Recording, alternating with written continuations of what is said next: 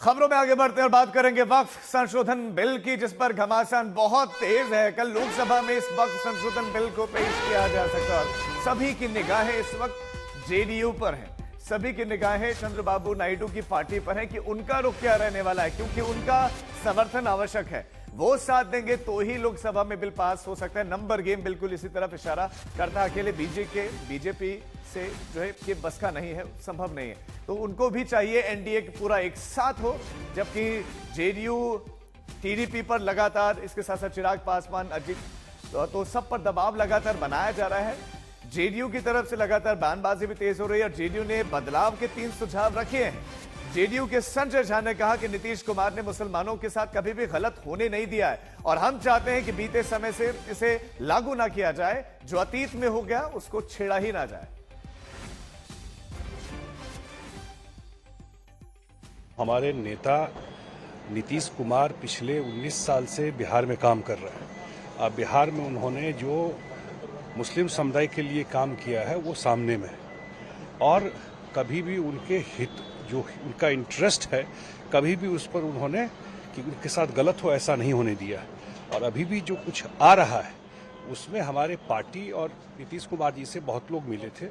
उन्होंने अपना सुझाव भी दिया था और जो जेपीसी में हमारे मेंबर थे इस बात को उन्होंने रखा भी और मुझे लगता है सरकार उसको इनकॉर्पोरेट भी करेगी। निगाहें एलजेपी के स्टैंड को लेकर भी है और एलजेपी सांसद अरुण भारती ने कहा कि बड़े समाज को फायदा पहुंचाने वाले हर एक कदम के हम साथ हैं। एलजेपी विपक्ष के वक्फ बिल को लेकर डराने का काम किया जा रहा है। ये भी एलजेपी ने कहा कि विपक्ष ये भ्रम फैला रहा है, डराने का काम कर रहा है, लेकिन बड़े तबके के फायदे के लिए हर एक कदम का एलजेपी समर्थन करती है।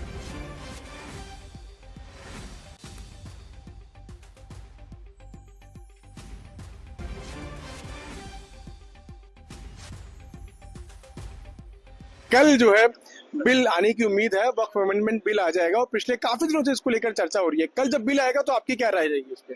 देखिए, सबसे पहला भी बिल आया नहीं है, लेकिन मैं ये जरूर कहूंगा कि विपक्ष इस बिल को लेकर के जिस तरह से लगातार फियर मॉन्गरिंग कर रहा है, डराने का काम कर रहा है, ये सरासर गलत है। वक्फ को लेकर के अलग अलग समय पर सरकार, अलग अलग सरकारों ने, कांग्रेस की सरकारों ने, अलग अलग सरकारों ने अलग अलग इसमें सुधारों को लेकर के बिल आया है। 1995 का बिल, जो बिल आया था उसमें भाजपा ने भी उसका समर्थन किया था क्योंकि ये समाज के पक्ष में था। आज जब एनडीए इस बिल को ला रही है तो इस बिल को लेकर के जिस तरह के भ्रम फैलाया जा रहा है, लगातार फियर मॉन्गरिंग, डराने का काम किया जा रहा है, ये सरासर गलत है। आप सपोर्ट करेंगे या इसके विरोध में जाएंगे?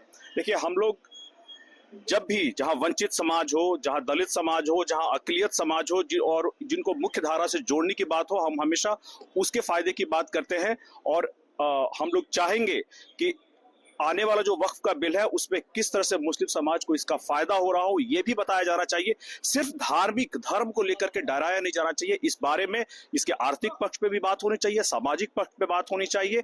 इसको लेकर के इसके कानूनी और इसकी जो ये प्रशासनिक पक्ष है उस पर भी बात होनी चाहिए। इन सिर्फ और सिर्फ धर्म पे के आधार पर ऐसा प्रावधान है जिसको लेकर आपको रिजर्वेशन है?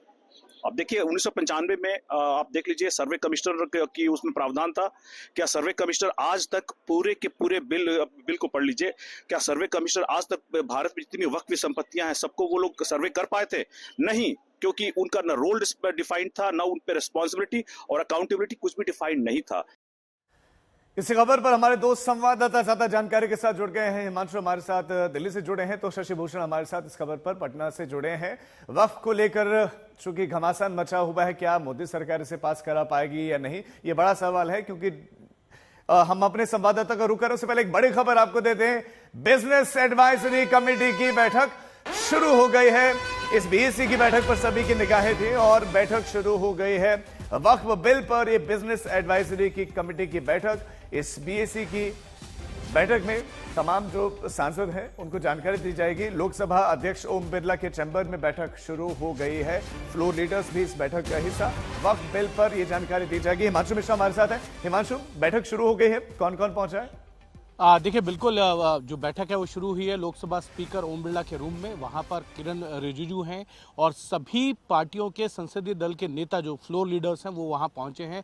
और इस बैठक के अंदर 3 एजेंडे हैं। एक, जो सरकार नया वक्फ बिल लेकर आई है, वक्फ अमेंडमेंट बिल 2025, इसको इंट्रोड्यूस करने को लेकर, और दूसरा 2024 के अंदर जो वक्फ अमेंडमेंट बिल 2014 है उसको रिपील करना है। उसके साथ साथ इंडियन पोर्ट बिल जो है, 3 बिलों को लेकर जो है तय करना है कि इनको कब सदन में पेश किया जाए और उसके लिए कितनी समय सीमा जो है वो तय की जाए। लेकिन सबसे महत्वपूर्ण चीज़ यही है कि वक्फ अमेंडमेंट बिल को लेकर सरकार सजग है और 2 अप्रैल यानी कि कल सरकार इस बिल को लोकसभा में पेश कर सकती है, और उसके साथ साथ पेश करने के साथ साथ जो है वो इसको कंसिडरेशन एंड पासिंग के लिए मूव भी करेगी। तो एक तरीके से जो सरकार की मंशा है वो साफ है कि वक्फ बिल पे सरकार आगे बढ़ना चाहती है, लेकिन सरकार को इस चीज़ की भी चिंता है कि उनके जो सहयोगी दल है, जेडीयू है, उन्होंने जो सजेशंस जो जेपीसी में दिए थे उसके अलावा सरकार को दिए थे कि इनको बिल के अंदर शामिल कराया जाए। उनके अलावा चिराग पासवान हैं, उनके सजेशंस हैं, यहाँ तक कि जितिन राम मांझी की जो पार्टी है हिंदुस्तानी आवाम मोर्चा, उनके भी कुछ सजेशन है। तो कहीं ना कहीं बिहार की जो बने रहे हमारे साथ, मैं लौटता हूं आपके पास।